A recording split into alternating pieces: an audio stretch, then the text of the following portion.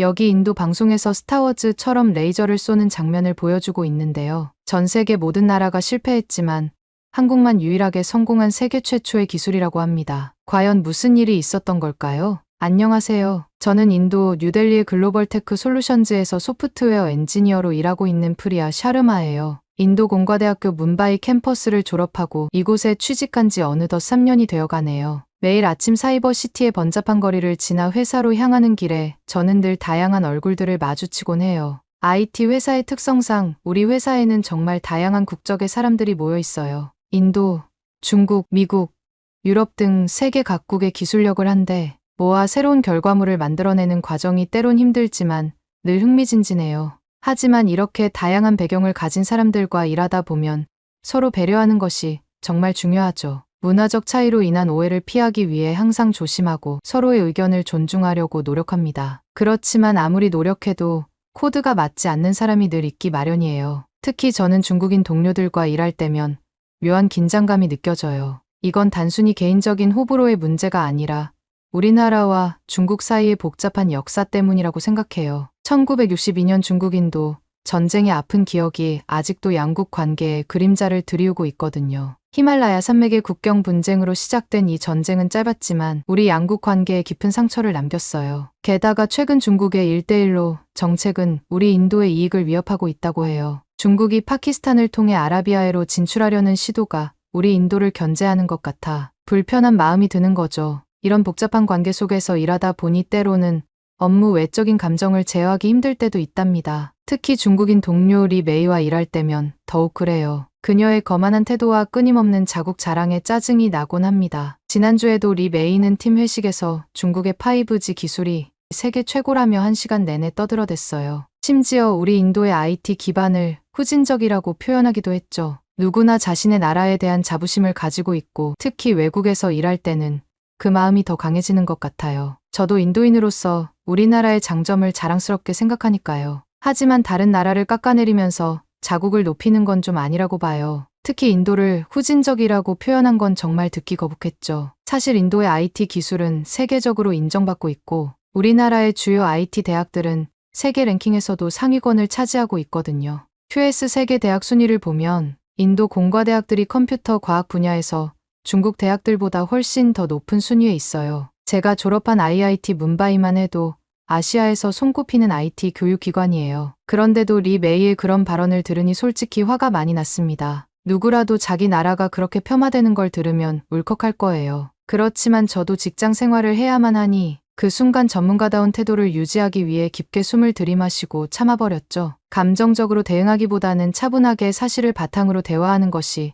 더 중요하다고 생각했거든요. 이런 상황이 반복되다 보니 점점 리 메이와 일하는 게 부담스러워졌습니다. 그러던 중에 얼마 전 우리 회사에 큰 변화가 찾아왔어요. 바로 GAISS라는 새로운 프로젝트가 시작된 거죠. 이 프로젝트는 AI를 활용한 첨단 보안 시스템을 개발하는 것이 목표예요. 개인정보 보호부터 국가 안보까지 다양한 영역에서 활용될 수 있는 혁신적인 시스템을 만드는 겁니다. 국제적인 프로젝트나 새로운 프로젝트는 매번 있었던 일이지만 이번 프로젝트가 특별히 새로운 이유는 이 프로젝트를 위해 한국에서 새로운 팀원이 합류하게 된다는 거예요. 바로 한국의 뛰어난 AI 기술과 보안 시스템 노하우를 우리 프로젝트에 접목하기 위해서죠. 삼성전자의 갤럭시 휴대폰이 전 세계에 널리 퍼져 있는 것처럼 한국 IT의 우수성도 우리 IT 회사에 널리 퍼져 있었어요. 하지만 처음 이 소식을 들었을 때 솔직히 저는 다른 방향으로 걱정이 좀 됐습니다. 한국 IT 기술의 우수성에 대한 의심이 아니라 한국인도 중국인 리 메이처럼 자국에 대한 프라이드와 거만함을 보이지는 않을까 하는 걱정이었어요. 아무튼 그렇게 GAISS 프로젝트의 시작은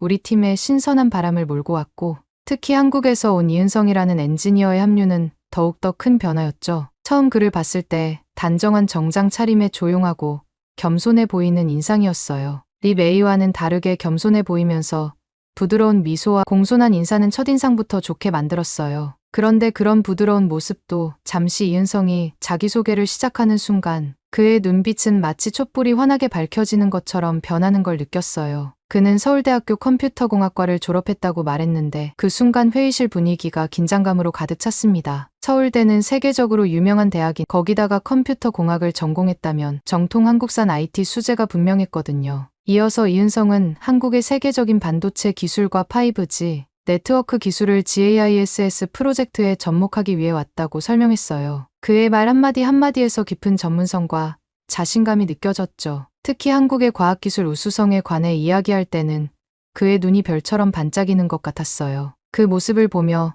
저도 모르게 가슴이 두근거렸답니다. 중국인 리 메이가 보인 자국에 대한 맹목적인 찬양과 과장이 아니라 겸손하면서도 세련된 프라이드의 표현 같았어요. 하지만 이은성의 합류로 이상하게 팀 분위기가 미묘하게 변하기 시작했습니다. 특히 리 메이의 태도가 눈에 띄게 달라졌죠. 그녀는 이은성이 말할 때마다 입술을 깨물며 못마땅한 표정을 지었고, 심지어 그의 의견을 들을 때면 고개를 돌리며 무시하는 듯한 태도를 보이기도 했어요. 저는 이런 리 메이의 모습에 은근히 더 짜증이 났습니다. 인도를 무시하고 기술력을 깎아내리는 것을 넘어서 같은 아시아국인 한국과 한국의 IT 기술력도 무시하는 듯 했거든요. 그냥 무조건 자기들이 최고이고 중심이라는 편협한 태도가 너무 꼴 보기 싫으면서 한편으로는 이은성이 어떻게 대응할지 궁금하기도 했답니다. 그러던 어느 날 회의 중에 또 한 번의 충돌이 일어났습니다. 리 메이가 또다시 중국의 기술력을 자랑하기 시작한 거죠. 그녀는 목소리를 높이며 중국의 드론 기술이 세계 최고라고 주장했어요. 우리 중국의 드론 기술은 이미 세계를 압도하고 있어요. GAISS 프로젝트에도 당연히 우리 기술을 도입해야 해요. 라고 말했죠. 그때였어요. 조용히 앉아있던 이은성이 천천히 입을 열었습니다. 그의 목소리는 차분했지만 눈빛은 강렬했죠. 중국의 드론 기술이 뛰어난 건 사실입니다. 하지만 한국에는 그 드론을 격추하는 레이저 무기가 있습니다. 순간 회의실이 얼어붙은 듯 조용해졌어요. 중국의 드론 기술을 논하는데 그걸 격추하는 한국 기술을 말하다니요. 이은성의 발언은 마치 폭탄을 투하한 것 같았어요. 그의 말은 정면으로 리 메이의 자존심을, 그리고 중국 IT 기술의 우월성을 박살내겠다는 선전포고처럼 들렸거든요. 순간 회의실의 공기가 얼어붙는 듯했고 모든 사람의 시선이 일제히 이은성에게 집중됐죠. 리 메이는 얼굴이 붉어지면서도 여전히 비웃는 듯한 표정을 지었어요. 그녀는 목소리를 높이며 말했죠. 무슨 스타워즈 영화 촬영하는 것도 아니고 그런 게 실제로 있다고요? 우리 중국의 드론 기술은 최첨단이라 레이더에 잡히지 않을 정도로 작고 정교해서 초파리 정도로밖에 인식되지 않아요. 그런 걸 격추한다는 건 말도 안 되는 소리예요. 리 메이의 말에 회의실의 긴장감은 더욱 고조됐어요. 그녀의 주장대로라면 중국의 드론 기술은 정말 대단한 거니까요. 하지만 동시에 저는 이은성이 어떻게 대응할지 궁금했습니다. 그의 차분한 표정에서는 여전히 자신감이 느껴졌거든요. 그러자 이은성은 미소를 지으며 차분하게 설명을 이어갔어요. 네.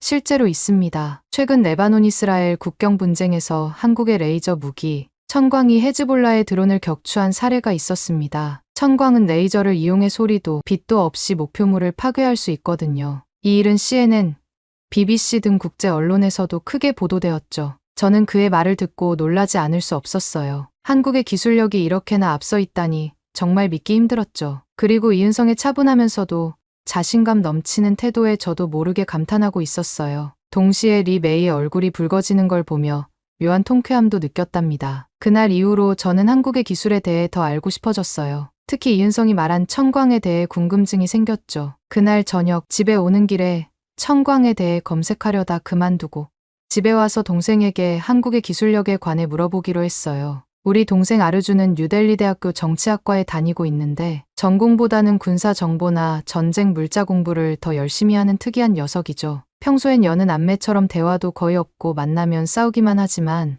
이번만큼은 한국 군사 기술에 대한 궁금증을 참지 못해 한 수 접고 물어보기로 했어요. 군사 오타쿠인 이 녀석이 한국 군사력과 IT 기술력에 대해 냉철하게 평가해 줄 거라 생각했거든요. 아르준의 방문을 노크하고 들어가자 퀴퀴한 냄새가 났어요. 벽에는 총과 군사 탱크, 전투기 모형들이 가득했죠. 동생은 컴퓨터로 또 군사 퍼레이드 영상을 보고 있더라고요. 뒤통수에 대고 천광에 대해 아는지 물어봤어요. 아르준이 화들짝 놀라 뒤돌아보며 내가 어떻게 그걸 알게 됐는지, 혹시 전쟁 무기에 관심이 생겼는지 물었어요. 저는 회사에서 있었던 일을 이야기했는데 동생이 표정을 보고 깜짝 놀라고 말았습니다. 이때까지 제 이야기를 이렇게 호기심 가득한 눈으로 집중해서 듣는 동생을 처음 봤거든요. 단순히 군사 이야기를 해서가 아니라 천광의 기술을 GAISS에 적용한다는 사실과 한국 IT 전문가 이은성에 대한 동경의 눈빛이 역력했어요. 제 이야기를 다 듣고 나서 아르주는 눈을 반짝이며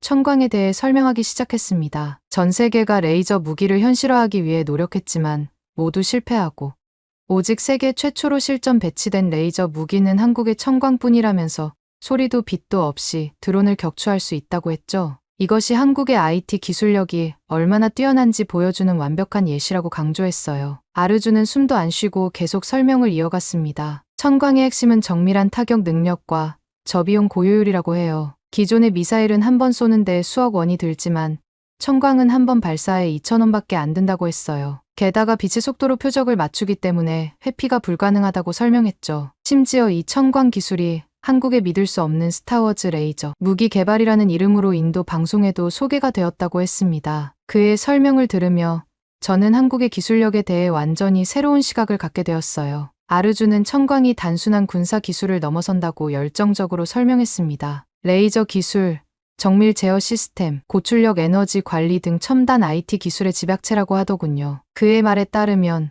한국이 이런 첨단 무기를 만들어낼 수 있다는 것은 그들의 전반적인 IT 수준이 세계 최고 수준이라는 뜻이라고 해요. 그러다 문득 아르주는 자신이 보고 있던 유튜브 영상을 제게 보여주었어요. 놀랍게도 그것은 한국의 76주년 국군의 날 기념식 퍼레이드 영상이었죠. 동생의 눈은 흥분으로 반짝였어요. 특히 이번 퍼레이드에서 선보인 한국의 재래식 미사일 현무5에 대해 열광적으로 설명하더군요. 아르준에 따르면 현무5는 세계 최고의 탄두 중량인 8톤에 사정거리가 5,000km가 넘는다고 하면서 이 놀라운 스펙 때문에 전 세계가 깜짝 놀랐다고 하더군요. 동생은 이런 한국의 뛰어난 군사 기술력과 IT 기술력이 앞으로 한국을 세계 패권국으로 만드는 계기가 될 거라며 흥분을 감추지 못했습니다. 그의 설명을 들으며 저는 한국에 대한 새로운 인식이 생기기 시작했어요. 단순히 케이팝이나 드라마로 유명한 나라가 아니라 첨단 기술의 선두주자라는 사실이 놀랍게 다가왔죠. 그날 밤 오랜만에 동생과 나눈 진지한 대화는 제게 깊은 인상을 남겼어요. 평소에 무관심했던 동생의 관심사를 들여다보니 그의 지식과 열정에 새삼 놀라웠거든요. 게다가 한국에 대한 그의 동경을 보며 문득 이런 생각이 들었어요. 어쩌면 동생에게는 한국에 가서 IT 기술을 배우고 관련 학과에 진학하는 것이 더 좋은 선택일지도 모르겠다고 말이에요. 그의 열정을 살리면서 동시에 세계 최고 수준의 기술을 배울 수 있는 기회가 될 테니까요. 그렇게 동생의 한국 IT 기술 찬양을 들은 후 다음날 출근을 했습니다. 그렇지만 출근 이후 닥친 위기로 인해 온몸이 경직된 듯 저는 충격을 받게 되었죠. 평소와 다름없이 사무실에 도착해 커피를 한 잔 따르고 있었는데 갑자기 귀를 찌르는 듯한 날카로운 비상경보음이 울리기 시작했거든요. 순간 제 손에서 커피잔이 미끄러져 바닥에 떨어질 뻔했죠. 무슨 일이지? 주변을 둘러보니 모두가 당황한 표정이었어요. 그때 개발팀 동료 라울이 숨 가쁘게 달려와 말했죠. 프리야, 빨리 회의실로 가야 해. 큰일 났어. 불안한 마음을 안고 회의실로 향했어요. 복도를 지나는 동안 경보음은 계속해서 울려 퍼졌고 동료들의 발걸음 소리가 어지럽게 들려왔습니다. 회의실 문을 열자 이미 대부분의 팀원들이 모여 있었어요. 모두의 얼굴에 긴장감이 가득했죠. 팀장님이 회의실 앞에 서 계셨는데 평소의 침착한 모습은 온데간데 없고 이마에 땀방울이 맺혀 있었습니다. 그분의 표정을 보자 제 심장이 더 빠르게 뛰기 시작했답니다. 저희 회사에서 추진 중인 GAISS 프로젝트의 모든 데이터가 저장된 메인 서버에서 이상 징후가 감지된 거죠. 우리 팀의 네트워크 모니터링 담당자인 카산이 갑자기 메인 서버에 해킹 시도가 있다고 소리쳤어요. 순식간에 사무실이 발칵 뒤집혔습니다. 모든 컴퓨터 화면이 깜빡이더니 검은 화면으로 바뀌었고 그 위에 붉은색 해골 모양과 함께 블라인드 화면이 펼쳐졌습니다. 팀장님이 즉시 비상대책회의를 소집했고 우리는 서둘러 회의실로 모였답니다. 팀장님이 긴장된 목소리로 현재 상황 보고를 요청하셨어요. IT 보안 책임자인 라울이 해커들이 방화벽을 뚫고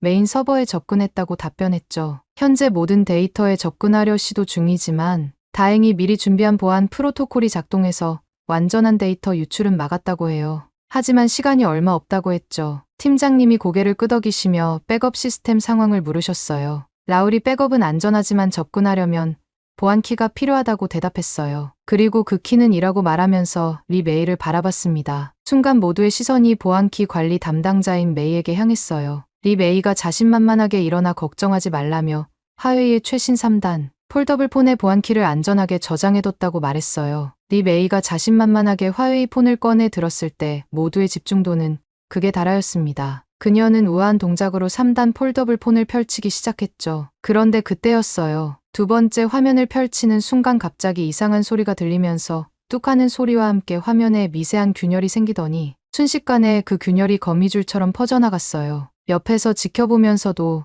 도저히 믿을 수 없는 일이 일어난 거예요. 리 메이의 얼굴에서도 혈색이 싹 가시더니 그녀의 손이 미세하게 떨리기 시작했죠. 하지만 그녀는 아직 희망을 버리지 않은 듯 마지막 세 번째 화면을 조심스럽게 펼쳤어요. 그 순간 화면 전체가 파랗게 변하더니 갑자기 깜빡거리기 시작했고 이내 완전히 꺼져버리고 말았습니다. 리 메이의 표정도 처음엔 믿기지 않는다는 듯한 표정, 그 다음엔 당혹스러운 표정, 그리고 마지막엔 완전한 공포의 표정으로 바뀌었죠. 그녀의 손가락이 전원 버튼을 미친 듯이 눌러대기 시작했어요. 한 번, 두 번, 세 번을 계속 눌렀지만 중국 화웨이 폰은 전혀 반응이 없었어요. 저는 그 광경을 보면서 황당하다 못해 기겁할 수밖에 없었습니다. 리 메이가 화웨이 폰이 박살 나는 것을 직접 경험한 것보다 훨씬 더 큰 충격을 받고 분노가 치밀어 올랐습니다. 리 메이가 항상 자랑하던 중국 기술이 집약된 화웨이 폰이 이 중요한 시기에 갑자기 깨져버리다니. 어떻게 이런 영화 같은 놀라운 일이 벌어지게 된 거지. 심지어 폰을 켜기도 전에 전원이 다 꺼져버리는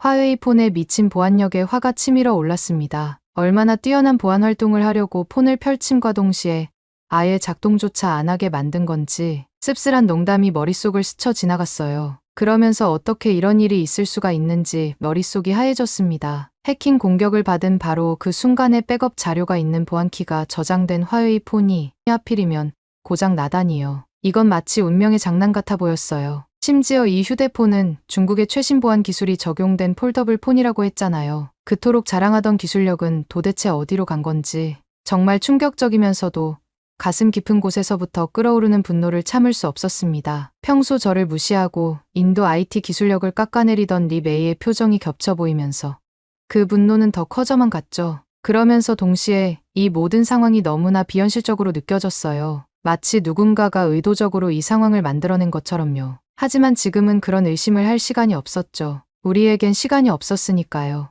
리 메이의 화웨이폰 파괴와 동시에 회의실도 순식간에 얼어붙었어요. 팀장님이 한숨을 깊게 내쉬며 이 상황의 심각성을 설명하셨어요. 우리가 인도의 대표 IT 회사이고 이 해킹 사실이 외부에 알려지면 회사 이미지에 돌이킬 수 없는 타격을 입을 거라고 하셨죠. 고객 신뢰 상실, 주가 하락, 계약 취소 등 끔찍한 결과를 예상하셨어요. 팀장님의 말씀에 모두가 긴장된 표정으로 고개를 끄덕였어요. 저도 등줄기에 식은땀이 흐르는 걸 느꼈죠. 우리가 직면한 문제가 단순한 기술적 문제를 넘어 회사의 존립과 직결된 위기라는 걸 실감했어요. 이 모든 생각들이 제 머릿속을 스치고 지나가는 동안 저는 이 위기를 어떻게 해결할 수 있을지 필사적으로 고민하고 있었습니다. 그때였습니다. 이은성이 조용히 자리에서 일어나 제안을 하고 싶다고 말했어요. 그는 차분한 목소리로 말하기 시작했지만 말투에는 묘한 자신감이 묻어나왔죠. 한국의 첨단 기술을 응용한 사이버 방어 시스템을 도입해보는 건 어떨까요? 이 시스템은 레이저 기술을 활용해 해킹 시도를 실시간으로 차단할 수 있습니다. 팀장님이 관심을 보이셨지만 의문을 제기하셨어요. 그 시스템을 지금 당장 구현할 수 있나요? 우리에겐 시간이 없습니다.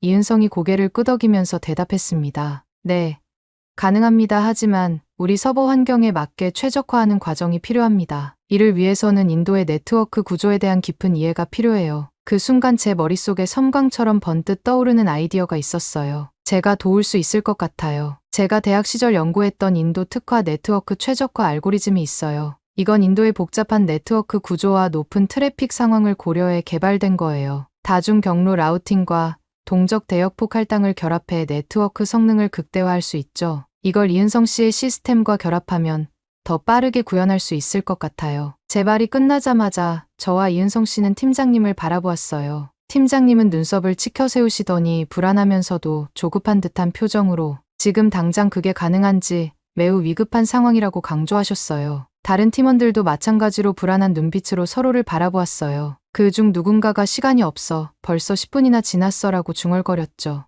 이은성이 고개를 끄덕이고 저를 바라봤어요. 프리아 씨의 아이디어는 매우 훌륭해요. 제 시스템의 실시간 위협 탐지 모듈과 프리아 씨의 알고리즘을 통합하면 우리 네트워크에 최적화된 방어 체계를 구축할 수 있을 겁니다. 그 후 우리는 신속하게 보안 통제실로 이동했어요. 이곳은 회사의 모든 네트워크 트래픽을 모니터링하고 제어하는 핵심 시설이었죠. 벽면을 가득 채운 대형 모니터들에는 실시간으로 변화하는 네트워크 상태가 표시되고 있었어요. 이은성과 저는 나란히 앉아 각자의 워크스테이션을 가동했어요. 이은성의 화면에는 천광 시스템의 복잡한 코드가 표현되고 제 화면에는 인도 특화 알고리즘이 떠 있었죠. 우리는 광 케이블로 두 시스템을 물리적으로 연결했어요. 시간이 흐를수록 팀장님의 얼굴에는 초조함이 역력했습니다. 얼마나 더 걸릴 것이냐며 우리에겐 시간이 없다고 재촉하셨죠. 다른 팀원들도 안절부절 못하는 모습이었어요. 누군가는 손톱을 물어뜯고 또 다른 이는 다리를 떨고 있었어요. 그 와중에 리 메이는 구석에 앉아 아무 말도 못하고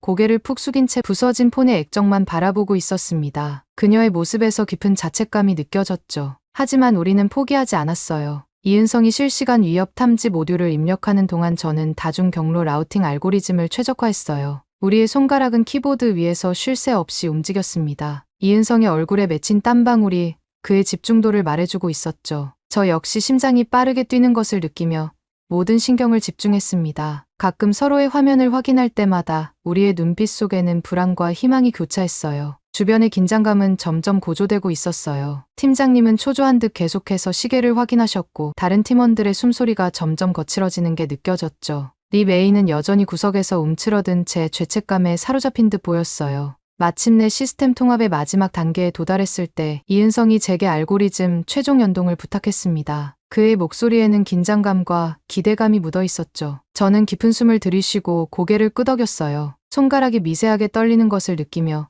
이제 모든 것이 이 순간에 달려있다는 걸 실감했습니다. 엔터키를 누르는 그 짧은 순간 시간이 멈춘 것 같더라고요. 회의실은 숨소리조차 들리지 않을 만큼 조용해졌고 모든 시선이 메인 스크린에 고정되었죠. 제 심장은 마치 터져나갈 것처럼 빠르게 뛰고 있었어요. 그 찰나의 순간 수많은 생각들이 스쳐 지나갔죠. 실패하면 어쩌지? 회사는 어떻게 될까? 내 커리어는? 이은성과의 협력은 정말 옳은 선택이었을까? 불안과 의심이 물밀듯이 밀려왔죠. 그때였어요. 됐다.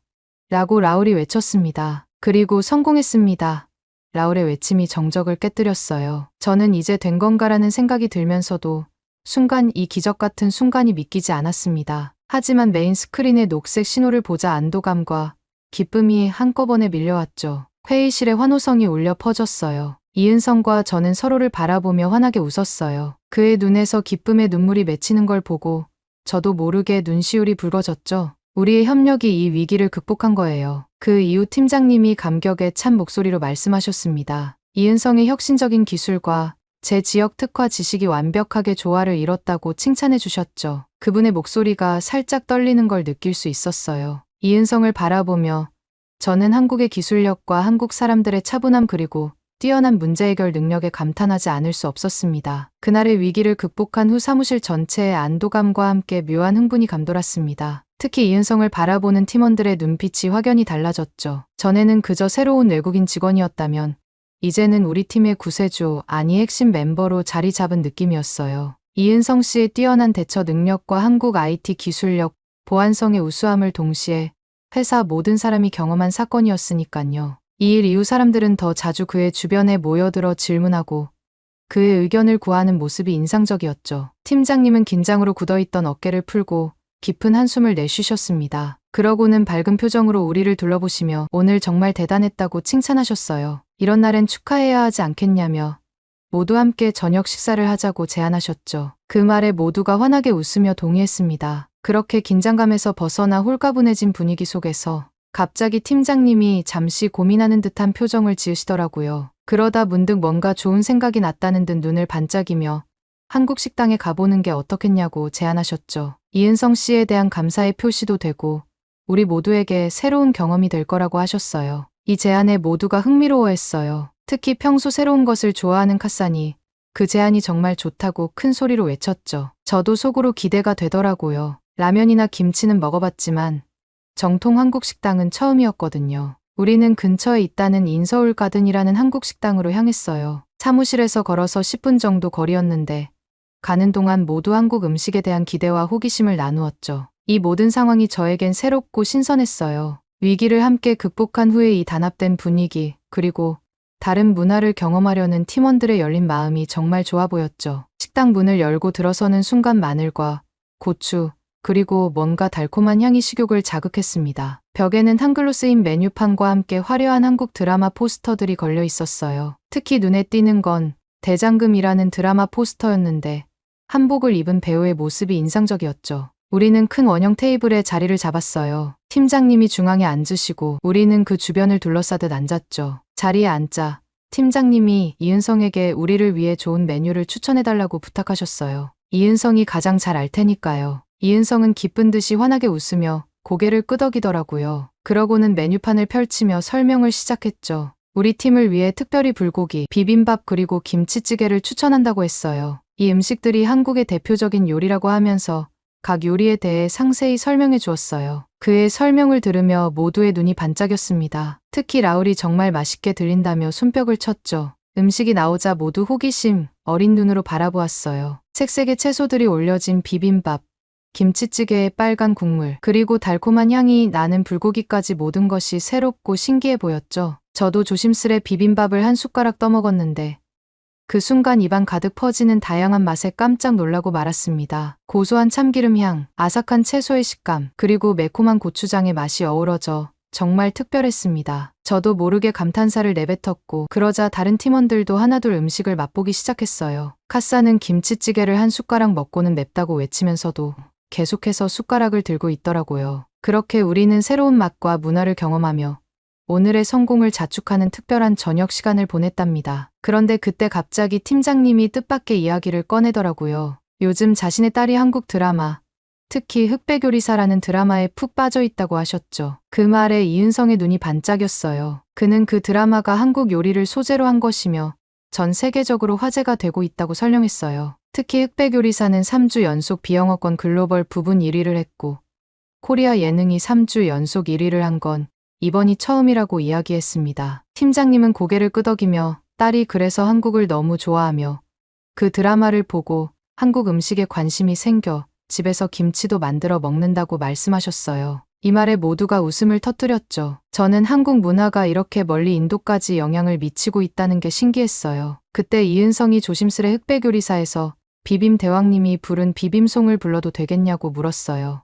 모두가 호기심 어린 눈빛으로 동의했고 이은성은 비빔밥을 비비면서 노래를 부르기 시작했어요. 비비빔 비벼주세요. 비비비빔. 처음엔 어색해하던 팀원들도 점점 흥에 겨워 손뼉을 치며 따라 부르기 시작했고 저도 모르게 몸이 리듬을 타고 있는 걸 느꼈어요. 팀장님은 이은성의 기술뿐만 아니라 문화적으로도 우리에게 새로운 경험을 선사해 주는 것에 감탄을 표현하셨죠. 그러면서 한국 사람은 겸손하면서 업무 능력이 뛰어나고 문화적으로도 우수하다고 말했어요. 그런데 그때였어요. 식사가 거의 끝나갈 무렵 팀장님이 갑자기 진지한 표정으로 제안을 하나 하고 싶다고 하시더라고요. 회사의 기술력 향상을 위해 한국 지사와의 협력을 강화하고 싶다며 그 첫 단계로 우리 팀에서 한 명을 한국으로 파견하겠다고 하셨죠. 그리고 놀랍게도 그 임무를 저에게 맡기고 싶다고 하셨어요. 순간 저는 숨이 멈추는 듯 했습니다. 머릿속이 하얘졌고 기쁨과 두려움, 기대와 불안이 동시에 밀려왔어요. 팀장님은 제가 오늘 이은성과 훌륭하게 협력해 위기를 극복했다며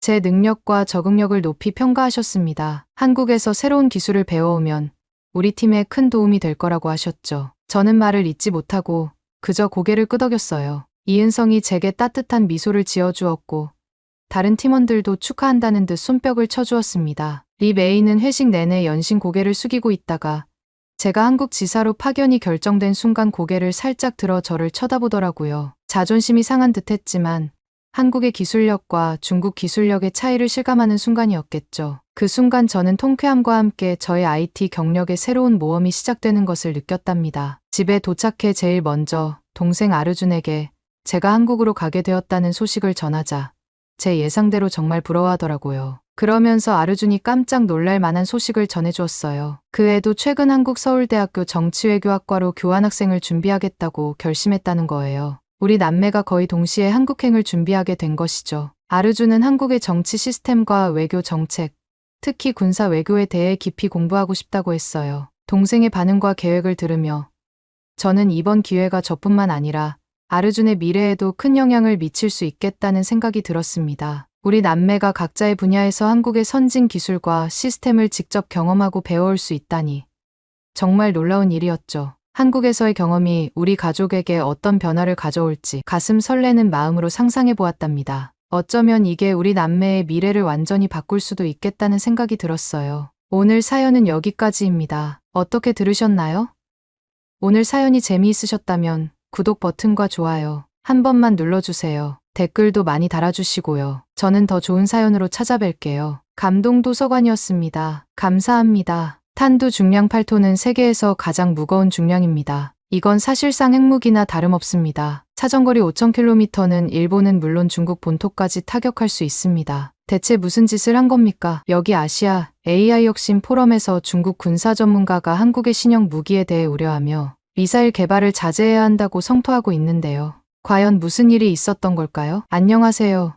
저는 미국 실리콘밸리 퓨처펀드라는 벤처캐피털에서 일하고 있는 케이트라고 합니다. 우리 회사 퓨처펀드는 작지만 강한 회사로 특히 AI, 빅데이터, 클린테크 분야의 스타트업에 주로 투자하고 있죠. 저는 이 중에서도 AI 분야를 담당하고 있어요. 매일 수십 개의 피치덱을 검토하고 유망한 스타트업 창업자들과 미팅을 가지는 게 제 주요 업무랍니다. 그러던 어느 날 상사인 마이클이 제게 특별한 임무를 하나 주었어요. 베이징에서 열리는 글로벌 테크 서밋 2024와 이어서 한국 서울에서 열리는 아시아 AI 혁신 포럼에 참석하라는 거였죠. 이 서밋은 전 세계 테크 업계에서 가장 주목받는 행사 중 하나인데 특히 이번에는 중국의 AI 기업들이 대거 참가한다고 하더라고요. 알리바바, 텐센트, 바이두, 화웨이 같은 중국의 테크 공룡들이 자신들의 최신 AI 기술을 선보일 예정이라고 해요.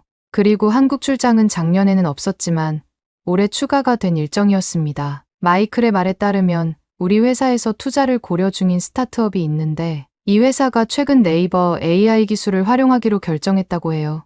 이번 기회에 네이버 기술력을 직접 확인해보고 한국의 AI 기술 동향도 살펴보고 오라는 지시였죠. 출장 준비를 위해 저는 작년에 이 서밋에 다녀온 소피아 김을 만나 조언을 구했어요. 소피아는 중국과 한국의 기술 현황에 대해 흥미로운 이야기를 들려주었죠. 소피아에 따르면 중국은 14억이라는 거대한 내수 시장을 바탕으로 독특한 디지털 생태계를 구축하고 있다고 했습니다. 특히 인공지능과 빅데이터 분야에서 눈부신 발전을 이루고 있다고 하더라고요. 그리고 한국에 대해서도 흥미로운 얘기를 들었어요. 소피아는 특히 한국 IT를 경험하려면 포럼보다는 대중교통과 결제 시스템처럼 한국 국민들의 일상 속을 잘 관찰해 보라고 강조했습니다. 한국 국민들의 삶과 IT 기술 체감도가 전 세계 IT 미래를 직접 체험하는 여정이 될 거라고 표현하더라고요. 소피아의 말을 들으니 정말 제가 아시아의 두 기술 강국을 연속으로 방문할 수 있는 기회를 얻게 되었구나 실감할 수 있었어요. 베이징으로 떠나기 전 저는 중국과 한국의 주요 기술 기업들에 대해 공부하고 현지 문화도 익혔습니다. 특히 AI 관련 최신 트렌드와 각국의 정책 동향도 꼼꼼히 살펴봤죠. 이번 기회를 통해 제 경력에 큰 도약을 이룰 수 있길 기대하면서요. 이렇게 철저히 준비한 끝에 드디어 베이징 다신 국제공항에 도착했답니다. 공항에 발을 딛는 순간 활기 넘치는 도시의 분위기가 온몸으로 느껴지더군요. 하지만 세부적으로는 부족한 모습들이 보이면서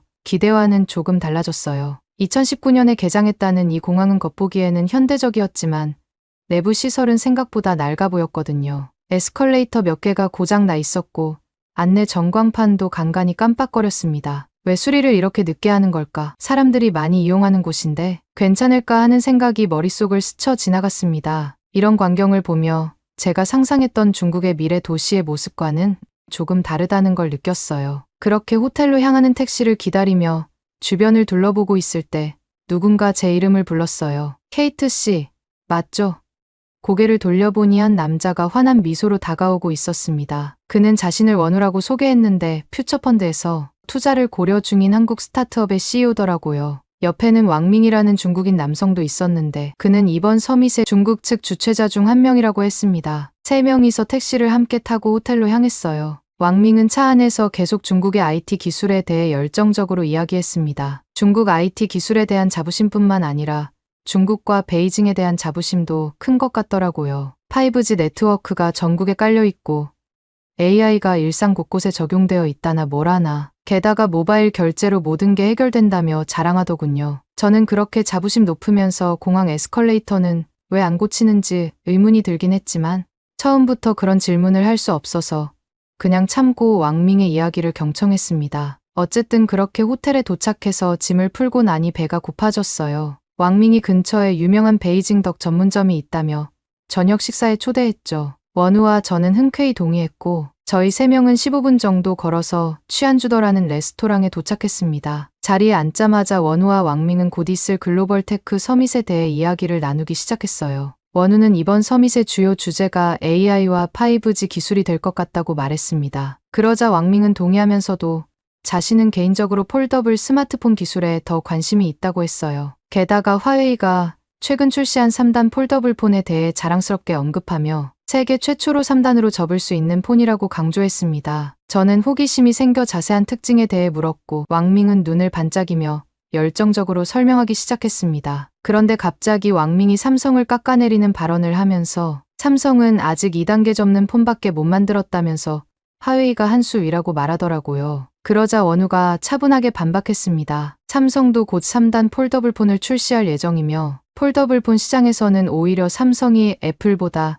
세계 1위 시장 점유율을 가지고 있다고 말이죠. 이 대화를 듣고 있자니 기술 경쟁이 국가 간 자존심 대결로 번지는 것 같아 불편한 마음이 들었습니다. 그때 마침 베이징 덕이 나왔어요. 배가 고파서 어서 한 젓가락 하려고 했는데 저는 정말 충격적인 것을 목격하고 젓가락을 놓아버리고 말았습니다. 젓가락에 무슨 추상화처럼 의문의 얼룩이 보였어요. 심지어 젓가락 자체도 기름때처럼 번들번들 미끄러워서 잡을 때마다 찝찝해서 도저히 밥을 먹고 싶지 않더라고요. 결국 용기를 내어 젓가락이 미끌거린다고 말하며 새 것으로 바꿔달라고 요청했어요. 그런데 왕밍의 반응은 더 충격적이었습니다. 중국 요리는 원래 기름지니 괜찮다며 중국에 왔으니 중국식을 따르라고 말했는데 위생관념의 차이에 다시 한번 놀랐어요. 그래도 저는 곧 참석하게 될 글로벌 테크 서밋의 분위기를 해치고 싶지 않아 그냥 참았습니다. 배는 고팠지만 젓가락이 미끌거려서 거의 먹지 못했고 대신 물만 마시면서 시간을 보냈어요. 이렇게 첫날부터 문화적 차이를 실감하게 되니 앞으로의 일정이 걱정되기 시작했습니다. 그러다 문득 궁금증이 생겨 원우 씨에게 한국의 IT 기술에 대해 물었습니다. 원우는 눈을 반짝이며 열정적으로 설명하기 시작했어요. 한국은 구글이 전 세계 검색 시장을 장악한 가운데 유일하게 네이버에게 1위를 내어준 곳이라고 말했습니다. 심지어 중국에서도 바이두가 고전하는 상황과는 대조적이라고 덧붙였죠. 게다가 AI 분야에서도 네이버가 한국 시장을 완벽히 장악하고 있다며 자랑스럽게 말했어요. 원우는 이어서 네이버의 AI가 한국어 처리에서 세계 최고 수준이며 중국의 거대 기업들도 따라오지 못하는 수준이라고 강조했습니다. 특히 전문 분야에서 더욱 뛰어난 성능을 보인다고 했어요. 그때 왕밍이 끼어들어 반박했습니다. 중국의 AI 기술도 세계적 수준이며 특히 안면인식 기술은 이미 상용화되어 있다고 주장했어요. 또한 중국의 시장 규모가 한국보다 훨씬 크기 때문에 발전 가능성도 더 크다고 말했습니다. 그러자 원우는 다시 반박했어요. 시장 규모만으로 기술력을 판단할 수 없으며 네이버의 AI는 단순히 기능적인 면뿐만 아니라 윤리적 측면에서도 앞서 있다고 설명했습니다. 특히 개인정보 보호와 AI 윤리 준수에 있어 네이버가 세계적으로 인정받고 있다고 강조했어요. 이 논쟁을 지켜보며 저는 한국이 중국보다 IT 기술에서 뛰어나다는 인상을 받았습니다. 특히 네이버의 AI가 한국어와 한국 문화에 깊이 뿌리 박혀 있어 글로벌 기업들이 범하기 쉬운 문화적 오류를 완벽히 피해간다는 점이 인상 깊었습니다. 이는 구글이나 중국 기업들이 아직 해결하지 못한 과제였지만 오직 한국에서만 해결했죠. 원우의 이야기를 들으며 한국의 IT 기술이 단순히 따라가는 것이 아니라 세계를 선도하고 있다는 걸 깨달았어요. 중국의 과장된 선전과는 달리 한국은 실질적인 기술력으로 세계 시장에서 최고의 자리를 차지하고 있었습니다. 그렇게 식사를 마치고 나왔을 때 베이징의 밤거리는 해가 지고 어둑어둑해진 상황이었고 우리는 천천히 호텔 방향으로 같이 걸어갔습니다. 그러다 원우가 잠시 화장실에 다녀오겠다며 편의점으로 향했고 저와 왕밍은 편의점 앞에서 기다리기로 했죠. 편의점 앞에서 원우를 기다리다 베이징 밤거리를 더 둘러보게 되었는데 주변에 쓰레기가 곳곳에 널브러진 것을 볼 수 있었어요. 생각보다 대도시 거리가 지저분했고 지나가는 사람들이 시끄럽게 떠들면서 가는 모습에 불안한 마음이 들기 시작했습니다.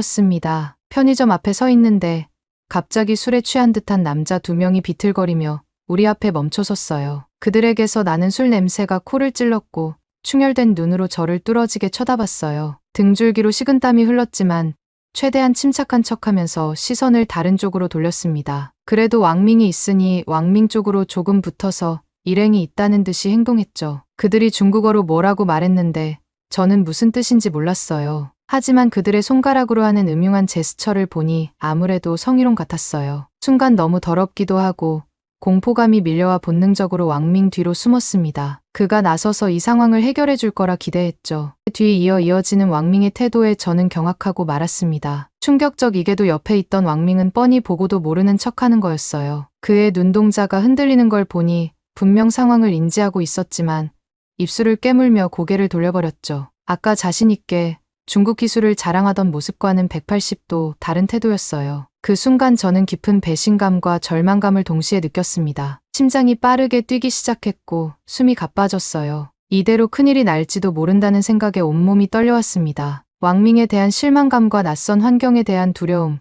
그리고 무력감이 한꺼번에 밀려왔어요. 공포에 질린 채 왕밍 뒤에 숨어있던 저는 떨리는 손으로 폰을 꺼내 원우에게 연락하려 했습니다. 하지만 왕밍이 그토록 자랑하던 5G 네트워크가 이 좁은 골목에서는 전혀 작동하지 않았어요. 화면에 노 서비스라는 문구만 깜빡거리는 것을 보며 절망감이 밀려왔습니다. 속으로 정말 왕밍에 대한 욕과 중국에 느려터진 기술력의 깊은 짜증과 절망감이 동시에 밀려왔어요. 그때 마치 구원자처럼 원우가 나타났습니다. 화장실에서 돌아온 그는 상황을 단번에 파악하고 단호한 표정으로 술 취한 남자들에게 다가갔습니다. 원우의 눈빛에서 강인함이 느껴졌고 그의 모습에 안도감이 들었어요. 원우가 저를 부드럽게 잡아당겨 자신의 뒤로 숨겼을 때 술 취한 남자 중 한 명이 갑자기 원우의 어깨에 손을 올리려 했어요. 그 순간 원우가 번개처럼 빠르게 남자의 손목을 잡아 비틀었고 고통스러운 비명과 함께 그 남자는 바닥에 주저앉고 말았어요. 다른 한 명은 원우의 날카로운 눈빛에 눌려 그 자리에 얼어붙은 듯 서 있었습니다. 이 모든 상황이 눈 깜짝할 사이에 벌어졌어요. 위기를 모면한 후 깊은 안도감을 느끼고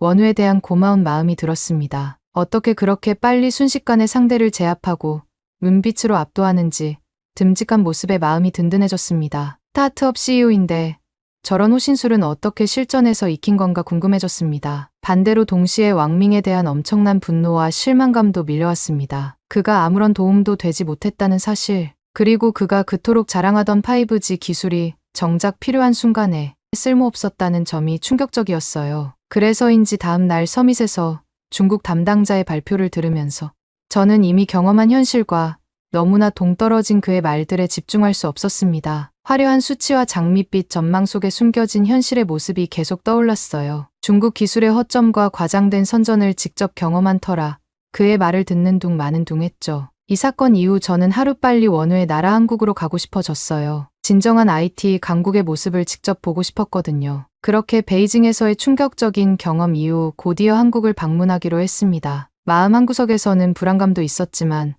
원우에 대한 신뢰와 한국 IT 기술에 대한 호기심이 그 불안을 눌렀죠. 원우가 한국의 발전상을 직접 보여주겠다며 제안했을 때 저는 망설임 없이 동의했어요. 그런데 뜻밖에도 왕밍이 동행하겠다고 나섰습니다. 왕밍은 중국의 AI 기술 현황에 대해 아시아 AI 혁신 포럼에서 간단히 소개할 예정이라고 말하더군요. 그의 눈빛에서 불안과 열등감이 역력했지만 저는 그저 고개를 끄덕였을 뿐이에요. 그렇게 저희는 한국으로 향했고 인천국제공항에 발을 딛는 순간부터 중국과는 다르게 미래로 시간 여행을 온 듯한 느낌이 들었습니다. 자동 출입국 심사대에서 생체 인식 기술로 여권과 얼굴을 대조하는 데 걸린 시간은 고작 30초였거든요. 왕밍이 중국의 안면인식 기술을 자랑했던 게 떠올랐지만 이건 차원이 달랐습니다. 효율성과 정확성이 완벽하게 조화를 이루고 있었습니다. 공항에서 서울 시내로 향하는 길도 충격과 놀라움의 연속이었습니다. 공항철도에 탑승하자마자 눈에 띈 건 무료 와이파이 안내문이었어요. 원우에게 이 와이파이에 대해 물어봤더니 모든 사람이 무료로 사용할 수 있으며 속도도 매우 빠르다고 했습니다. 실제로 접속해보니 서울역까지 이동하는 내내 인터넷 연결이 단 한 번도 끊기지 않았고 고화질 동영상도 버퍼링 없이 부드럽게 재생되었죠. 베이징에서 5G를 자랑하던 왕밍의 말이 무색해질 정도로 한국의 무료 와이파이는 안정적이고 빨랐습니다. 지하철을 갈아타는 과정은 또 다른 충격의 연속이었어요. 역사대 곳곳에 설치된 디지털 안내판에서는 실시간으로 열차 도착 정보가 업데이트되고 있었고 심지어 각 칸의 혼잡도까지 색깔로 표시해주고 있었습니다. 이를 보고 저도 모르게 감탄사가 튀어나왔어요. 이 정도까지 세심한 정보를 실시간으로 제공하다니 한국의 IT 기술력과 품질에 정말 감동했습니다. 그런데 더 놀라운 건 한국 사람들의 무심한 반응이었습니다. 이런 놀라운 기술의 혜택을 누리면서도 마치 당연한 듯 일상을 보내는 모습이 신기했어요. 원우에게 이에 대해 물어보니 이미 일상이 된 거라고. 한국 사람들은 아무도 이런 IT 기술력에 대해 감탄하지 않고 당연한 것으로 받아들인다고 설명해 주었습니다. 그제야 깨달았죠. 이건 중국에서 봤던 과장된 선전이나 허풍과는 완전히 다른 실제 현실 그 자체였던 거예요. 미국에서 소피아가 해줬던 조언이 현실이 되었고 그녀가 말했던 미래가 바로 한국의 현실이었습니다. 이 모든 경험을 하는 동안 저는 마치 꿈을 꾸는 것만 같았어요. 베이징에서 겪었던 불편함과 실망감은 어느새 사라지고 한국의 IT 기술에 대한 경이로움만이 가득했습니다. 동시에 왕밍의 모습에서는 점점 더 깊어지는 열등감이 느껴졌어요. 그의 눈빛에서 불안과 초조함이 역력했지만 저는 이미 한국 기술의 매력에 푹 빠져 있었답니다. 이런 첨단 기술들이 일상에 완벽히 녹아든 모습을 보며 한국이야말로 진정한 IT 강국이라는 생각이 들었어요. 그리고 이제 막 한국 여행의 시작인데 앞으로 어떤 놀라운 경험들이 기다리고 있을지 기대감에 가슴이 뛰었습니다. 그렇게 아시아 AI 혁신 포럼이 열리는 날 저는 기대감으로 가득 찼습니다. 이 포럼은 아시아 각국의 AI 기술 현황과 미래 전략을 공유하는 자리였거든요. 특히 이번에는 동아시아 안보와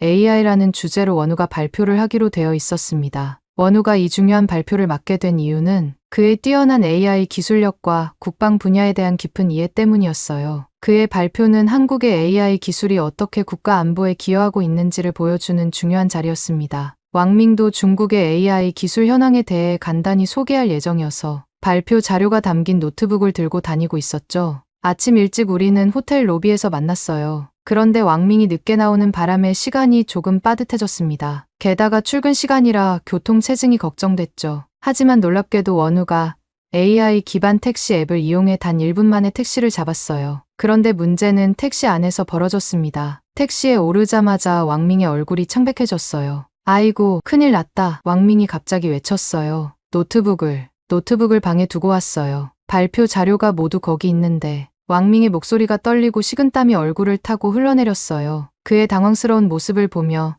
저는 중국인의 일 처리 방식에 대해 의문이 들었습니다. 베이징 공항의 고장난 에스컬레이터, 거리에 무질서하게 버려진 쓰레기들이 떠올랐죠. 이런 태도 때문에 중국의 공공시설과 거리가 엉망이었구나라는 생각이 들었어요. 하지만 원우는 침착하게 상황을 수습하기 시작했어요. 택시 안에서 원우는 재빨리 행동했습니다. 먼저 클라우드에 백업된 자료가 있는지 확인했지만 왕밍은 그런 걸 해두지 않았더군요. 그러자 원우는 먼저 호텔 로비에 전화를 걸어 상황을 설명했죠. 놀랍게도 호텔 직원은 매우 친절하게 도와주겠다고 했어요. 비즈니스차 한국을 방문하시는 분들에게 이런 일은 흔합니다. 걱정 마세요.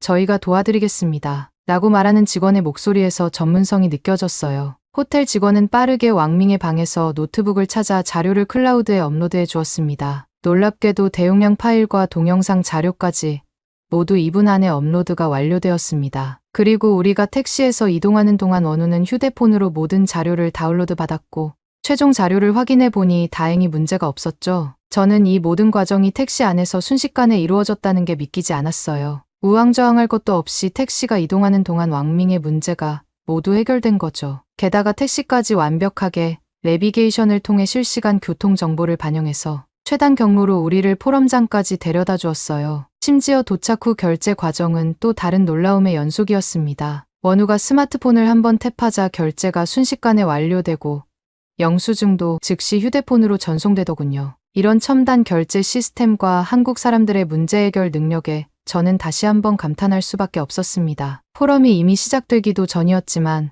원우의 발표가 너무 기대가 되고 이미 저는 한국의 뛰어남과 신속성에 매료되어 있었습니다. 그리고 얼마 후 포럼의 하이라이트인 원우의 발표가 시작되었습니다. 원우는 자신감 넘치는 모습으로 한국의 AI 기반 국방 시스템에 대해 설명했어요. 우리의 AI는 북한의 미사일 발사를 3초 만에 탐지할 수 있습니다. 이는 기존 시스템보다 10배 빠른 속도죠. 이어서 자율주행 군사 차량에 대한 이야기로 청중들을 놀라게 했습니다. 우리의 무인 전투 차량은 복잡한 도시 전투에서도 99.9%의 정확도로 적과 아군을 구별할 수 있습니다. 마지막으로 AI 기반 전술 분석 시스템을 소개했어요. 이 시스템은 수백만 가지의 전투 시나리오를 분석해 최적의 전략을 실시간으로 제시합니다. 이는 인간 지휘관의 의사결정을 획기적으로 개선시켰죠. 발표가 끝나자 청중들의 반응은 뜨거웠고 질문 세례가 쏟아졌습니다. 중국 측 대표가 먼저 손을 들었어요. 그의 눈빛은 날카로웠습니다. 이번에 한국군 건국 76주년 국군의 날을 맞아 국방부에서 현무5를 공개했습니다. 작년 국군의 날에는 현무4로 추정되는 미사일만 공개했을 뿐인데 갑자기 현무5 미사일을 공개한 이유가 뭡니까? 게다가 이 현무5는 탄두 중량이 8톤이나 되어 사실상 핵무기나 다름없습니다. 대체 무슨 짓을 한 겁니까? 원우는 잠시 숨을 고르더니 차분하게 대답했습니다. 그의 목소리에는 흔들림이 없었어요. 국군의 날에 자국 방어 미사일을 공개하는 것은 군의 사기 진작과 주적 북한을 향한 무력 과시로 당연한 일입니다. 북한의 끝없는 도발에 비하면 우리는 자체 보유 미사일을 공개한 것뿐이에요. 이를 통해 싸우지 않고 평화를 유지하는 것이 우리 군의 바람입니다. 중국 측 대표의 표정이 굳어졌습니다. 그는 다시 추궁했어요. 그래도 이 미사일의 성능은 너무 과합니다. 최대 속도가 마하 10 이상으로 사정거리도 5,000km라고 추정하고 있습니다. 이는 일본은 물론이고 중국 본토까지 타격할 수 있습니다. 이런 무기는 동북아시아를 화약고로 만드는 것 아닙니까? 원우의 대답은 더욱 단호해졌습니다. 그의 눈빛에서 결연한 의지가 느껴졌어요. 우리의 킬체인은 다량의 미사일을 한순간에 발사해서 적의 핵심 전략 자산들을 타격하는 육해공 합동 작전입니다. 이런 킬체인에 현무5까지 더해져야 전 세계 어느 나라의 침략도 막아낼 수 있는 군의 전략 자산이 되는 겁니다. 역사적으로 봤을 때 한국의 자주국방은 자국민 수호를 위한 국가의 필연적인 의무입니다. 이를 위해 전술핵과 재래식 운용 전략사령부도 같은 날에 출범시킨 것이고요. 원우의 답변에 이번엔 일본 측 대표가 질문을 던졌습니다. 그의 목소리에는 우려가 묻어났어요. 한미일 삼각 안보 체계를 강화해야 해서 북한과 중국을 경계해야 하는데 현무5는 일본 본토도 타격할 수 있습니다. 이런 과도한 미사일 개발은 자제해야 하지 않을까요?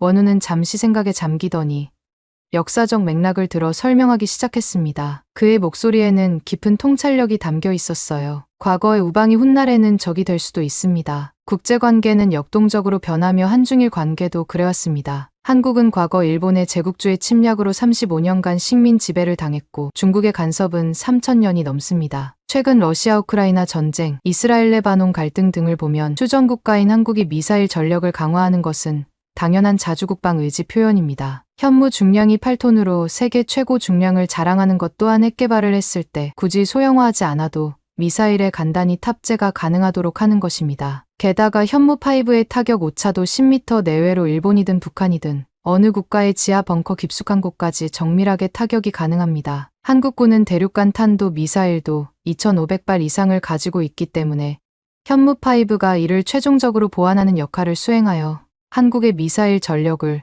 공개만으로도 동북아시아의 평화를 유지하는 수단이 될 것입니다. 원우의 대답이 끝나자 포럼장은 잠시 정적에 휩싸였습니다. 원우의 논리 정연한 설명에 반박할 여지가 없어 보였어요. 저는 이 순간 한국의 기술력과 원우의 지식에 깊은 감명을 받았습니다. 그런데 한편으로 왕밍의 표정이 눈에 띄었어요. 그는 할 말을 잃은 듯 했지만 동시에 얼굴이 붉어지고 있었죠. 마치 열등감이 폭발하려는 듯한 모습이었습니다. 질의응답이 끝나고 우리 셋이 함께 있을 때 왕밍은 여전히 중국의 우수성을 억지로 드러내려 했어요. 그는 중국의 5G 기술이나 인공지능 발전 속도를 언급하며 어떻게든 한국을 앞선다는 점을 강조하려 했죠. 하지만 그의 말은 이미 설득력을 잃어버린 것 같았어요. 제가 한국의 뛰어난 기술력을 다시 한번 언급하자 왕밍의 얼굴이 일그러졌습니다. 그러더니 갑자기 저를 향해 물었죠. 설마 케이트 씨는 미국인이라 한국을 동맹국으로 여겨 감싸는 건가요?